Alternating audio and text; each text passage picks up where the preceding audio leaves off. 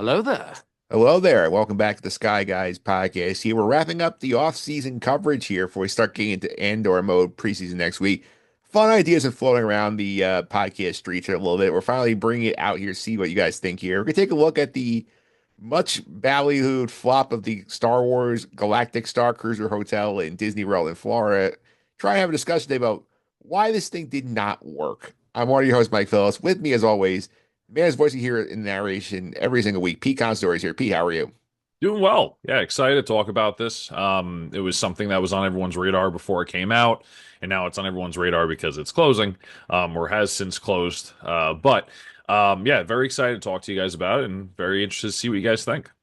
Yep. Unfortunately, Nick Fraietta cannot be with us. He's a little under the weather. He should be back with us next week, but also we had to replace him with another luggage smuggling Nick. Nick D'Alessio from the recovery room is here. Nick, how are you?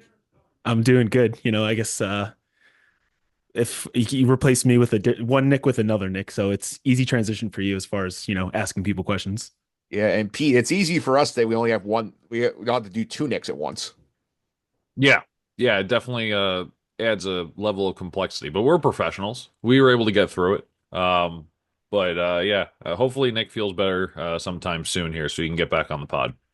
Yeah, so we'll see what happens here. Nick should be back with us next week here. We'll do some kind of Andor preseason content. But Pete wants to subscribe to the Sky Guys. They can do so Apple Podcasts, Google Play, TuneIn, Spotify, Amazon, all usual suspects. Simply search for the Sky Guys here at podcast platform. One episodes there. This is the end of our brief off-season coverage between Skeleton Crew and Andor. The preseason stuff for Andor starts next week. So make sure you subscribe. You want to get all that fun stuff. Make sure you subscribe. Like I say every week now, we do have the new YouTube channel up and running. It looks like Nick D is subscribed. Always, I mean, he's always supporting us. I mean, Nick D's the best. But yeah, so make sure you're subscribed. You get all this content for free, quicker, right? It helps us out, helps you out, and also make sure you're subscribed to the new YouTube channel, Sky Guys Podcast over there. It's no longer going to be on the M. Phillips channel starting Andor season 2. So make sure you're subscribed over there as well. Yep. You can also check out our social media accounts. As Nick Fraietta is not here, I'll cover that. It's at Sky Guys Podcast, pretty much all social media platforms here. And you want to email us, you can email skyguyspod@gmail.com, Nick. So, like, I know you have a direct line to us, but for those who do not, you can just send us a email if you have any thoughts you want to share with us. Has there been any figuring out of the other email address? Has that been settled yet, or is that still a thing? That's a future investigative episode we can do. Word. Also share our social media comment of the week. This is from TikTok again.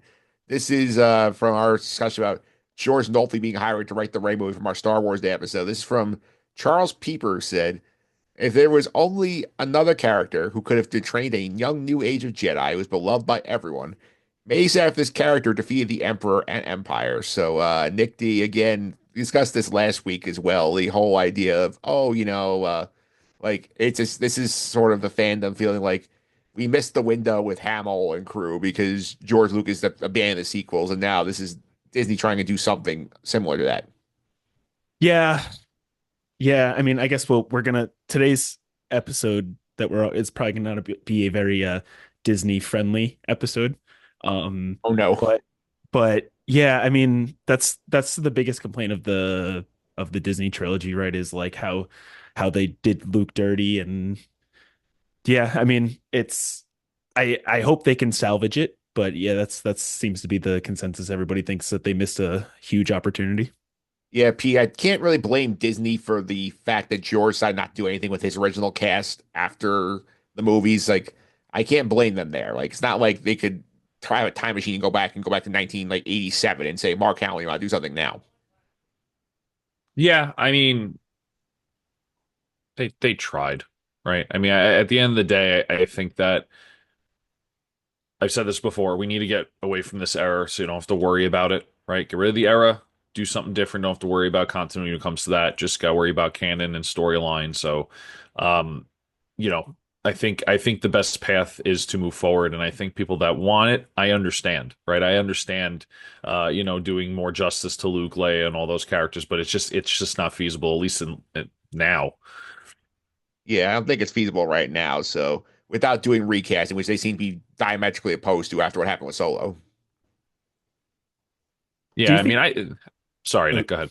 No, I was gonna say, do you think they could get away with like doing like a Sebastian Stan minor, like make him look close enough to Luke, or do you think they just like no way can't do that at all? I think they can. It's just a matter if they have the appetite to, because people complained about Alden Ehrenreich playing Han Solo, and then I think they don't want to go in that bag. It's like they're hypersensitive to negative criticism, especially with we saw what happened with Acolyte.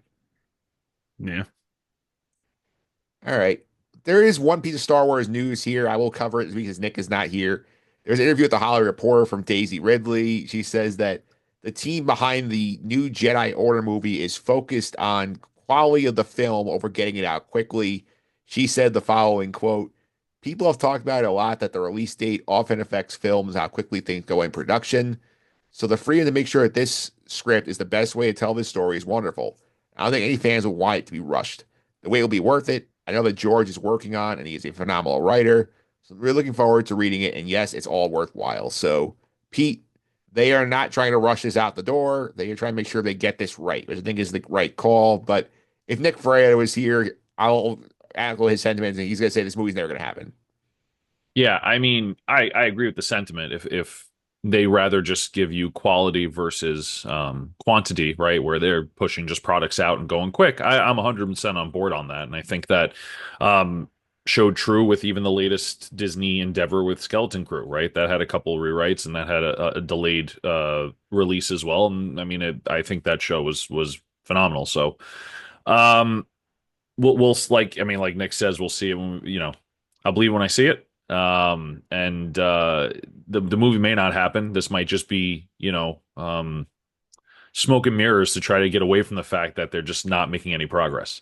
Or it could be the truth. We don't know. We will see when the movie comes out, if the movie comes out. Yeah, Nick, do you any thoughts on this? I mean, she's saying all the right things, you know. I think we want them to take their time and we want to have something that everybody's happy with and proud of. Um, at this rate, though, I feel like Disney, like I'll believe it when I see it. You know, they've for every Andor, we've had like five not great things, you know. So we'll see. Yeah, in other words, it's basically with this, especially there, I net they're being precious because this is their only real shot to take the sequel characters and move them forward in some way. But at some point, like to use to profane like the profane way, you got to shit or get off the pot. That's the way it's got to be with this movie. Yeah, I don't even know if people want this movie Yeah. to do the first part of it. But I agree. It's at some point you just kind of have to do it, right? Instead of just sending us all these mixed signals or sending us, correct thing to say after correct thing to say, unless we see some sort of product or some sort of headway with it, it makes no sense. Yeah, and Nick, this is also the thing. Like Nick Fraietta said this recently. Like we missed the boat. It feels like with the Mandalorian Grogu stuff. He said like, we're about like 3 years late on a movie coming out. So like there might be about like 8 years late on doing something with Ray. Yeah, yeah. I agree, and I think if they're gonna actually pull the trigger on this movie, like it has to be really good. It has to be like the best thing they've ever done because I think at this point, fans are probably gonna go into it wanting to not like it, you know. So you're gonna have to really give them something to like. Yeah, Star Wars theory will definitely be hate watching this movie. Oh my God. His channel has taken such a turn in going from theories to just bashing things, you know. It's good content, but yeah, he's not gonna have fun with it. Yeah, so that's it for the news this week. We'll be back next week. And Pete, as of record time, we're still no Andor trailer. So this is shocking for us. Um, I don't know if it's shocking. It might be very, very meticulously strategic in this sense of Disney. Like, just they don't want to maybe overhype it. Maybe we don't get a trailer till like the very last minute. I mean, Andor is set to release when? March, April April? 23rd. All right, so we got some time. I mean, it's the end of April, so we're looking at over 2 months away. So maybe the 2 month mark, maybe the month mark, we'll get a trailer. But I don't think they're necessarily too off schedule. Yeah. I think it's got to be soon, though. I feel like we're getting into that danger zone of like people, because especially you have a lot of content going on. You got The White Lotus is on now. We got Last of Us coming out right before Andor comes out. So like you gotta make people aware that it's coming. I feel like they should lean into a little bit how like this was like the critically acclaimed show. This was the one that like people said was like they should lean into that. I think they probably won't because if they're like this is the sequel to the good one, that's implying that the other ones weren't good. But Yeah. like they should have some type of commercial or trailer that's like this show was nominated for such and such and blah blah blah. Yeah. Like, I Yeah. think try to get the hype. It got a best drama now at the Emmys. Yeah, like they should lean into that. People will maybe there's a lot of people that I think don't think Star Wars is serious. And if you're like, this is the show that's serious, this is the show that we're all like, no, this is good. Watch this. They should do something. I hope. I wonder, do we know when the first time the season one, like how long before it actually aired that they had a trailer for it? Well, I'd say Pete, what was it like let's say it's at least 2 months. I can't remember. I couldn't tell you. Do we feel though that having it too early loses its luster, right? Like, not to say that, like, I feel like people be hyped when it comes out, and if you do too early, then it kind of fizzles out, and then they just get hyped again, rather than do it at an appropriate time so people are hyped the whole way through until the show starts. I think you need that build time because remember also you gotta send like the cast out to do all the interview circuits and you gotta like get people like send them on the talk shows, send them on the news shows, say come watch our show. I think like if you want to try and build a positive rep here, I think you need as much buzz as possible. And they're not But really enough into it. what do they have to build? The show already has a positive rep, I right? mean, Like, I feel like Mando, right? Like, I don't know how long or how early Mando season trailers come out, but once you build that reputation, do you need to do all that legwork? the Mando trailer, remember, Mando came out, I think, like in March of 2023, and they dropped the trailer during a NFL wild card playoff game in early January. So we're about the time when it should be coming. All right, so maybe it'll drop tomorrow. Maybe they're waiting for the holiday to end. Yeah. Maybe it dropped now. We don't even know. Yeah. We'll see here. We'll keep an eye on this live while we're recording this podcast. And we'll tell the audience here, like, if the trailer drops, that episode will probably come out before this one airs. So you might be a week behind in this conversation. But we're going to go ahead here. We're going to go to our content of the day here. The failure of the Star Wars Galactic Starcruiser, which Pete will confirm. It's been a running joke on our podcast. This was announced back in like 2021 was then they announced this thing, as far as I remember. Sorry, I kind of started doing a deep dive on Andor season two, Yeah. and It looks like you're looking at like your control panel, like maybe you had to I correct wish something I mid-flight, boop. Yeah, no, yeah, I think it was a while back. I mean, like you said, it's been such a even before people were able to go in this place, it was like the butt end of our jokes because the price point that they were marketing it as was outrageous. And hearing, we're gonna talk about it a little bit, but hearing the experiences within the hotel, it makes me mad. Yeah. It honestly makes you just mad.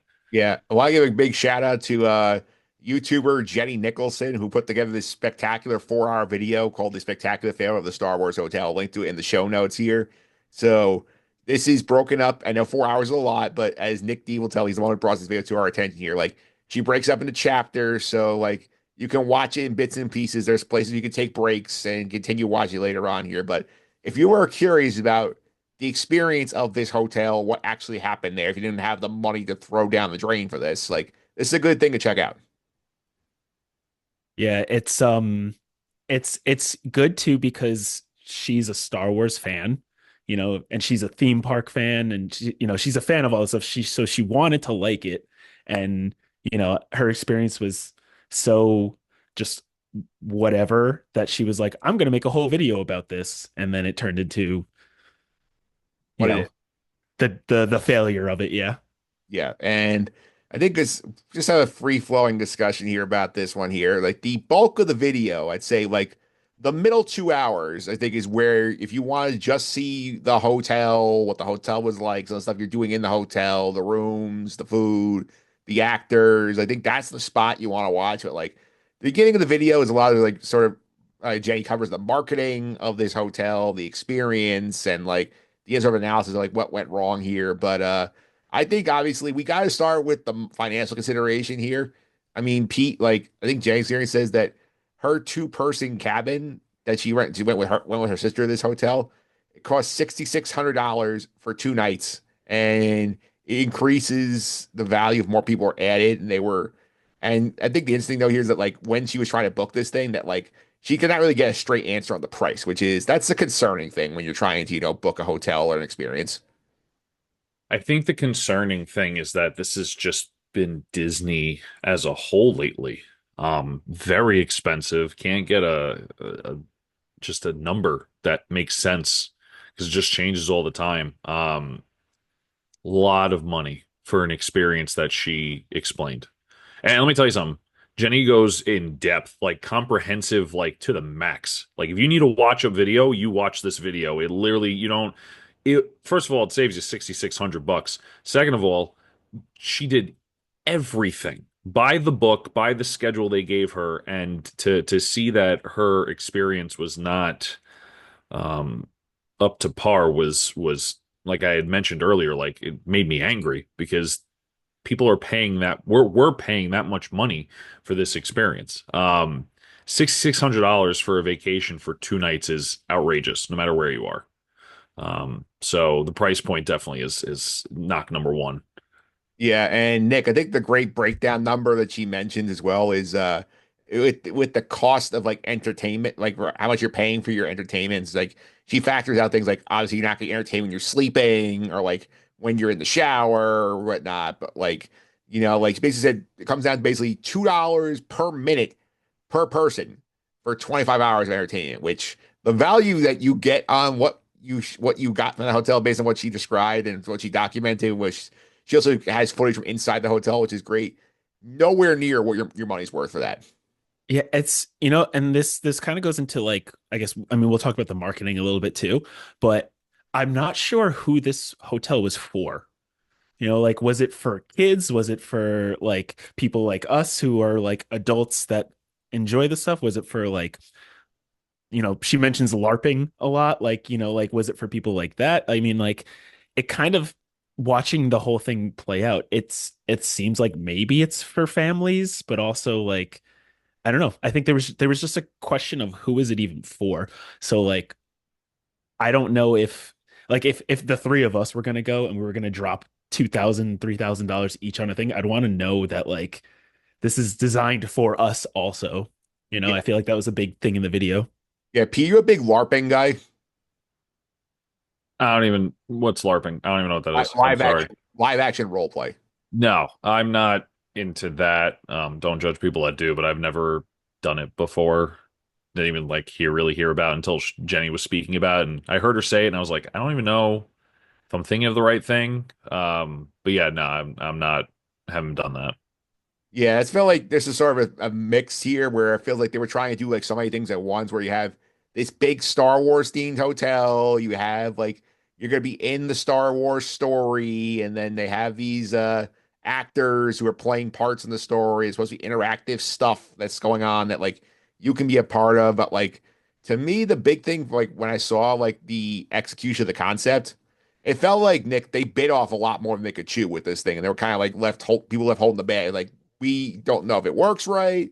We don't know like what happens like if something doesn't work with the AI or the actors give you the wrong cue. Like I don't know what's going on here.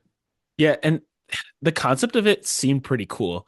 Like the concept is, if you want to be you create your own Star Wars story in this, so like you could go in and like role play a character and then you're interacting with these people and they're bouncing off of you and then that's getting fed into an app and like this the concept of it seemed cool, but it's just like there was too few actors on it. There was like maybe what like it seemed like four or five at any given moment, and then like the app just having to rely on an app solely for your main thing, that's not the right way to do it.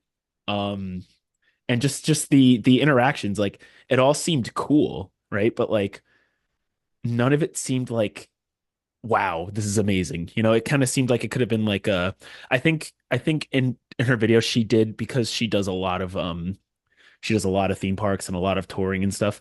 uh she was like, I would have spent $800 max on that. Yeah. is like with the number that she based on everything that she got out of it, which is a lot more reasonable than $6,000, almost $7,000. Yeah, that's for sure. And I do think also Pete, like, no, like I give the actors credit because from what she documented, the people were being the actors in the performance, like, seem to like give their roles the gusto here. But like, given considering you have like labor laws where like you can't like these people more than 8 hours, like going into overtime and so on and so forth. So like, you were trying to do too much with like it felt like not enough money invested into it to be a truly quality experience. Yeah, I mean, I think the problem is the hotel concept in general, Yeah. right? And not to jump ahead, but let's talk about the actors and what their role is in this hotel. Their role is to pretty much perform a show, right? An interactive show. But the problem is that this show is supposed to go on for 48 hours minus your sleep schedule, your breakfast, whatever. If you're not part of every single part of the scheduled time, or if you're not invited to certain parts of the story, or you miss something, or you have to use the restroom, whatever, you're going to be lost. It's the same thing like if you go to see Avengers Endgame and you're not sitting there for the 3 hours straight and you have to go use the restroom, or you have to take a business call or something. There's going to be some sort of part of the magic and part of the experience that's gone. Um, and that concept is a really hard sell on anyone. I mean, she said that she was exhausted after 2 days because she had to hit all these specific things, which, quite frankly, 75% of it didn't work. So I think the concept as a whole with actors doing this, it's just bad. You Yeah. go to a hotel to not say relax, but you go to a hotel for lodging and for an experience, but to also experience Disney, right? Now that was one of our main critiques too earlier in the year, like or earlier when this first got released. You're going to spend $6,000 for 2 nights. Is that the only time you're going to spend in Disney, or are you going to have to go and spend more money to experience other parks and other hotels? So I think as a whole, the hotel experience was wrong from the get-go.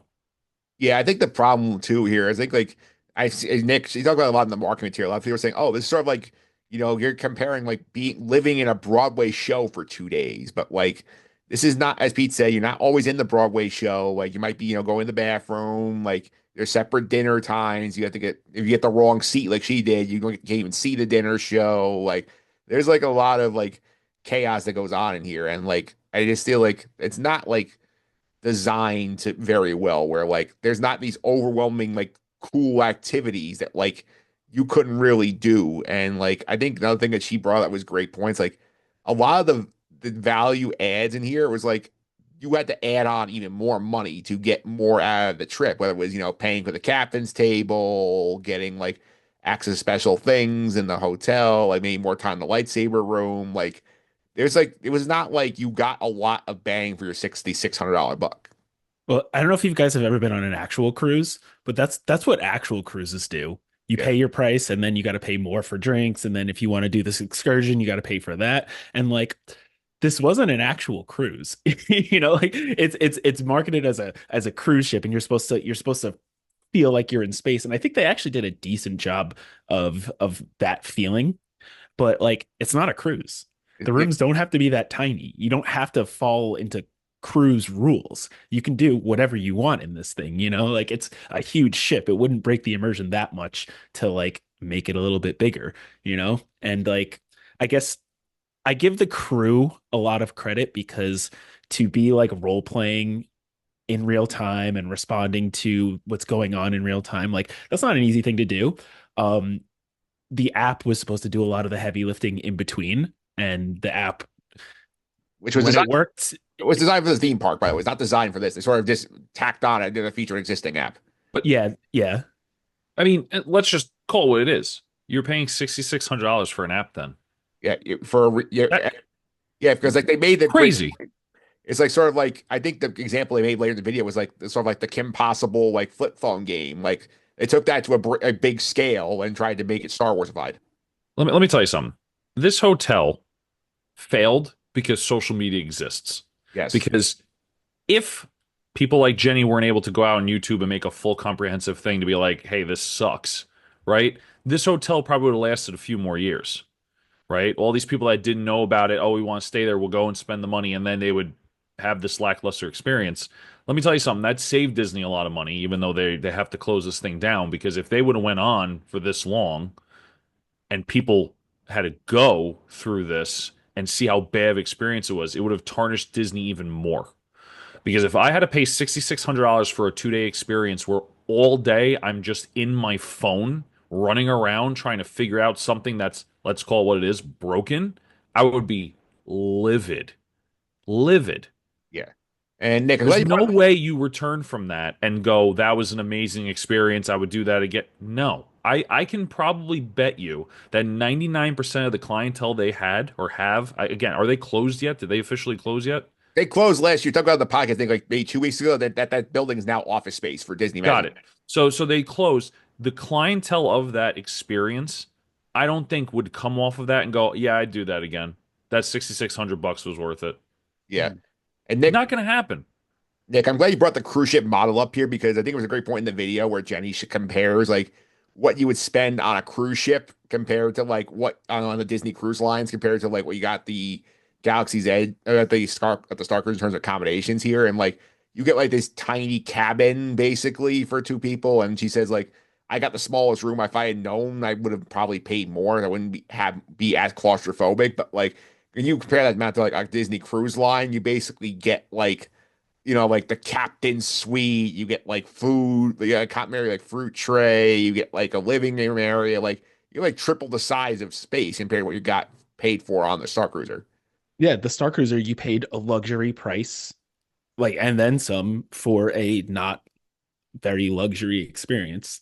Um, I mean, and like I feel like we're like to the social media thing, I almost feel like it's social media almost made it people more hyped for it because A lot of influencers, at right? least at least initially, because that hotel, the whole thing, it was designed for like TikTok. Yeah. It's like, here, let's do a 1 minute recap. Here's, oh look, there's Chewbacca. Oh look, Kylo Ren is here. Oh, this and that. It, like in the hotel and little snippets like that seems like such a fun experience.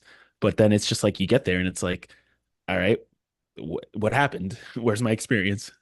Yeah, it's like they put all the fun stuff in the TikTok, sort of like you put all the good stuff in the movie, a bad movie in the trailer. Yeah, that's kind of what it was. And I mean, and like I think, we're gonna do a lot of hammering down on this thing. I think a positive thing about it, like they did build an entire set and it looks pretty cool. Like the technology of the looking like you're in space and like the screens and stuff like that was all really cool. Um, like the whole finale Yeah. show that happens, like that seemed really cool. Like there was a lot of things that they did right with this, but also it's like Disney's known for, I think, being a little bit on the pricier side, but they make up for it by giving you like a really good experience. And I think they were just, it almost seemed like they were like, we can do that again here, right? People love Star Wars. Let's just, and I think they lost a little bit of credibility because of that. Yeah, and talk about this one here because like apparently there were a bunch of different storylines you could follow. You could work with a smuggler, you could work with the First Order, you could work with the Resistance, and Jenny, I believe Pete tries to follow the First Order storyline where she's going after the First Order character actor saying, "Hey, I see this going on," and like he's like, "Oh, cool, cool," and then like she gets the report from the app later on. It's like you're best friends with the smuggler. Like I didn't talk to the smuggler. Like if you're gonna deliver that kind of experience, at least like make it work. Like whereas like she went in trying to do one thing and was basically she says like the app didn't really work.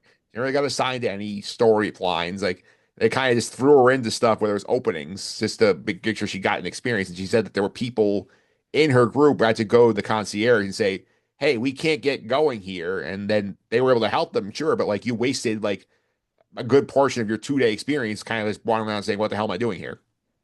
Yeah. I mean, I think the main downfall, the two main downfalls of this was the price, and then the thing that was supposed to work didn't work. Like the one thing.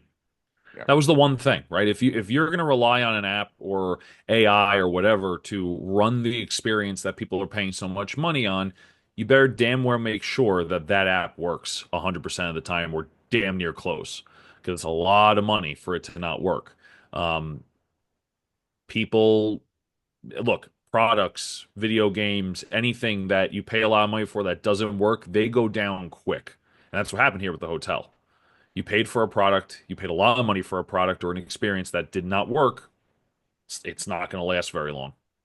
Yeah, it did not last very long here. And Nick, the activities in the hotel, the storylines, like not a lot going on here. Like, basically, like you did lightsaber training for like one day. There was not a lot happening with that. You got to push some buttons on the bridge. You got to wander around and do things. There was a lot of talk about luggage smuggling and so on and so forth. Like they gave you like, and there's one point like I think in the excursion when you go to Galaxy's Edge for 6 hours to give the actors a break. It's like basically the whole thing is like it's a mini game. Oh, like take the phone and scan some crates for us, and you'll unlock things on the phone. Like that's a waste of time. It's like yeah, go on the rides. That's really it.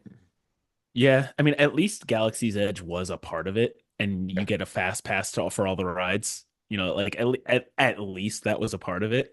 Um, but it almost like it kind of feels like a bunch of people got into a room and were like, how can has anybody seen like I'm picturing a bunch of people sitting at a table being like, has anybody here seen Star Wars? And everybody's like, no, and they're like, all right, well, let's make a whole entire thing about Star Wars. And like, it's like they got lightsabers, right? Oh yeah, it's smuggling, right? That's a thing. But it's like, I don't know, it just none of it felt like, I mean, I'm saying it like I was there, but you know what I mean? Like none of it seemed like a true, authentic like Star Wars experience. It just seemed like, A bunch of things thrown together. It's yeah, it's Star Wars light things. It's like like the LaCroix flavor memes where yeah, it's almost like this is like the LaCroix Star Wars experience. You know what I mean? Like it was just like it had the name and it had the visual looking at it, but it didn't feel like it at all. yeah. And Pete, also like we had the whole thing too on that Galaxy's Edge excursion where it's like, oh, go to the cantina, like where notoriously like you need to have like a reservation to go in there. Like, oh, you can go in there, and they're like, no, you don't need to go in here. I mean, Yeah, they that's give just they poor. give you a coaster. Yeah. Yeah, it's poor planning. I mean, it's just poor planning. Yeah. I mean, I think Nick hit it on the head. I mean, I think they just took a bunch of people that are in corporate and they're like, we need a new Star Wars themed thing. And they just got a bunch of people on the team. They didn't ask who's a real Star Wars fan. No one asked, hey, let's go to George. Let's go to Filoni. It just seems like it was a business decision. Get a bunch of people in the room and here's some stuff you could do with Star Wars. And like, oh, by the way, go to the most packed place in the excursion that we offer and have fun. I mean, and nothing worked when they were on the excursion either. The apps didn't work and it was pouring rain and like these poor people were like getting drenched trying to like scan boxes for what? Like it Yeah. angers me. It angers me because as a Star Wars fan, as a Disney person, right? I love going to Disney. If I save up my money to go do something like this and that's the experience I get, I would never go to Disney again. Yeah, Like and again. Nick, also think about these poor people like who like there was also no coordination between like the hotel staff and like the people who are working Galaxy's Edge because like I think Jenny goes up to one goes like, oh, like Captain Keevan sent me to go here, and this guy's like, huh? And it's like you feel like secondhand embarrassment because you're like it's like I was told to do this thing and then you make me look stupid because like you're not like in looped in on what the story is telling me to do. Yeah, I mean, to that, like obviously that's a bad experience to have. I don't fully blame the theme park people No, for not being fully on board. I blame the higher ups for not telling them this is going on. Somebody says you can play along. Yeah, and then just like all of the cringe marketing and like fake podcasts and videos that like led up to it, like the amount of time they use the word immersive, your immersive experience. It's like literally like if you were to play a drinking game where you take a shot every time they say immersive, you're not making it past the first half hour Yeah, of the video, yeah, like yeah, you would have been hammered like 15 minutes in.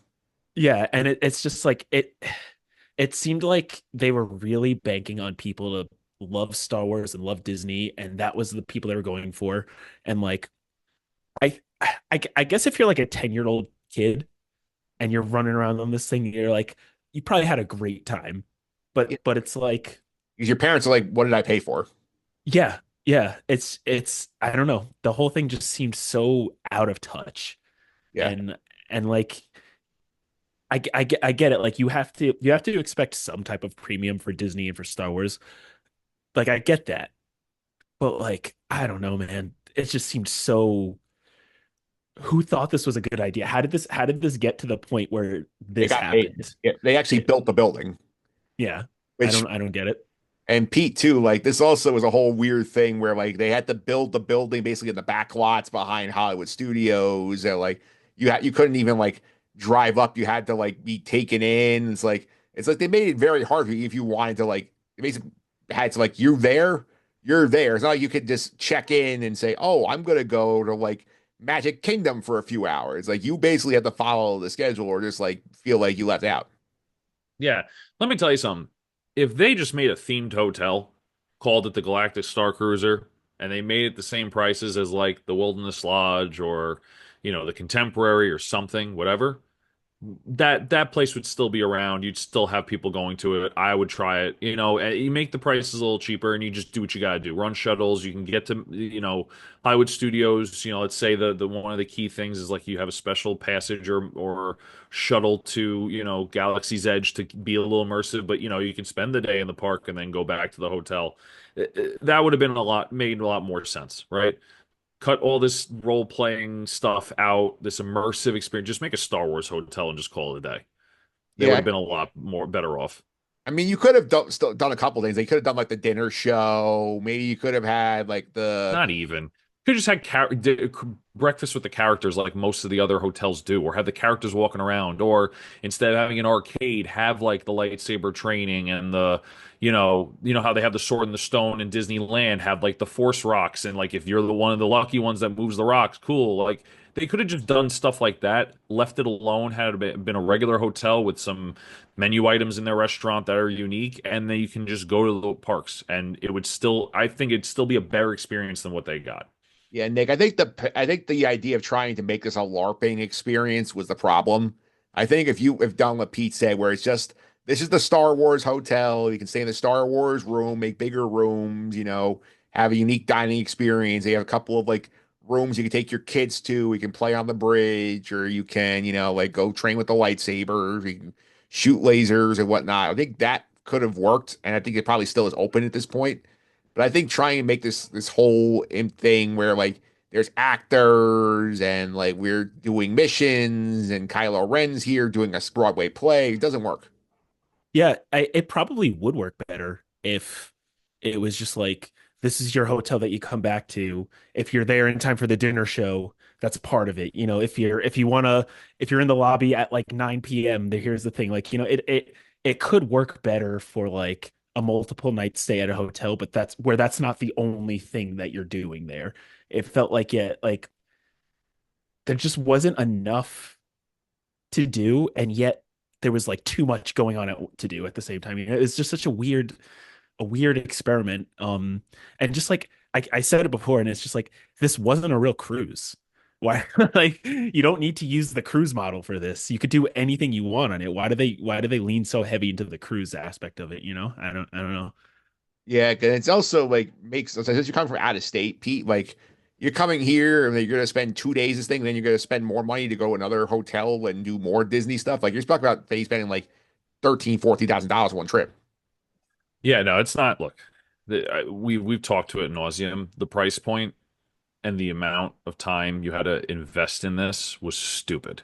Yeah. I don't know who advised this. I don't know who thought this was a good idea, but especially after COVID, to tell people for 2 nights spend almost $7,000 for something that's broken. I really don't know who thought that was a great idea.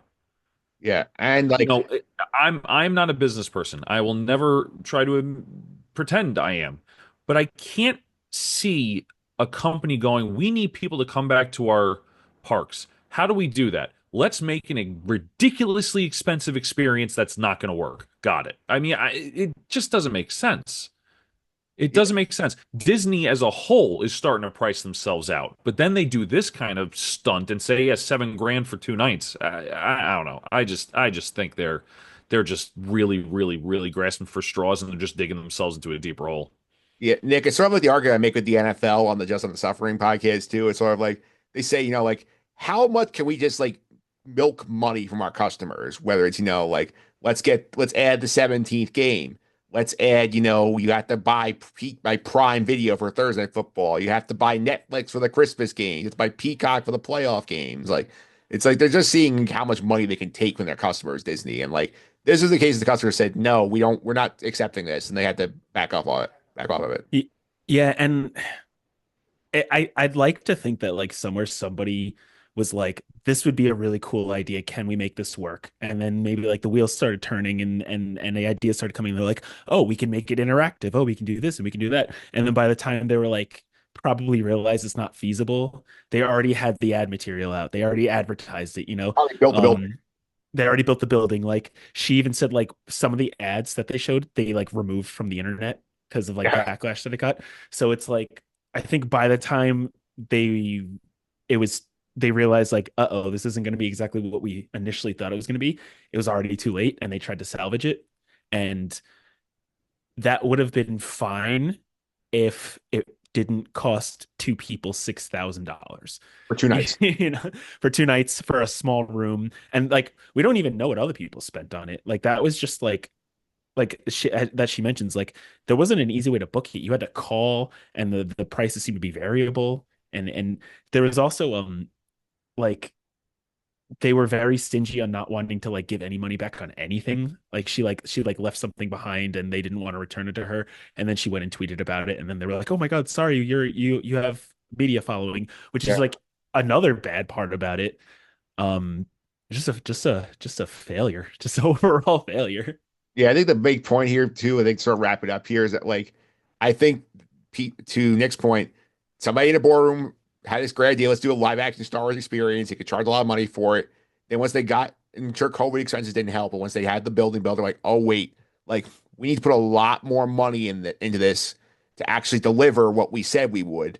And you know what, like we can't afford to do that much money for it without like like making this a big like red item on our tax sheets. Like let's just open it, see if people will just buy what we have, and if not, we'll write it off as a loss.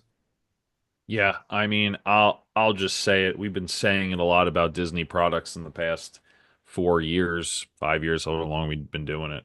Um, Great idea, poorly executed.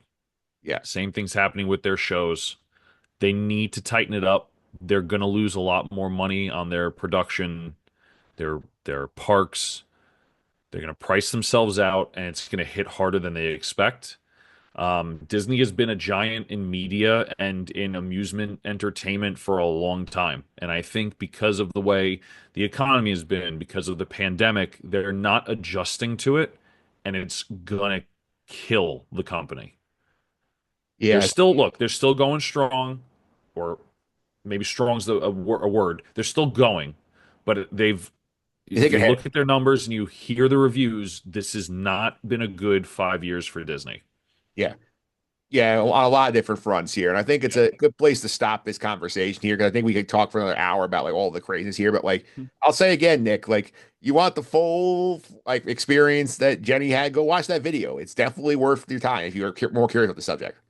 Yeah. Also, if you're like one of those people that loves like Netflix documentaries or just like, watching train wreck documentary type things, like I think this is a good watch for anybody. Like I don't think you even need to care about Star Wars. I think if you want like a fire festival type train wreck, like just watch this video. And it's she segments it up where like you don't have to sit down and watch 4 hours in one sitting. You could turn it into like a 5-part mini series, and that could be your nights, a couple of nights in a row. I think it's just a fascinating thing to watch in general. Just take Star Wars out of it.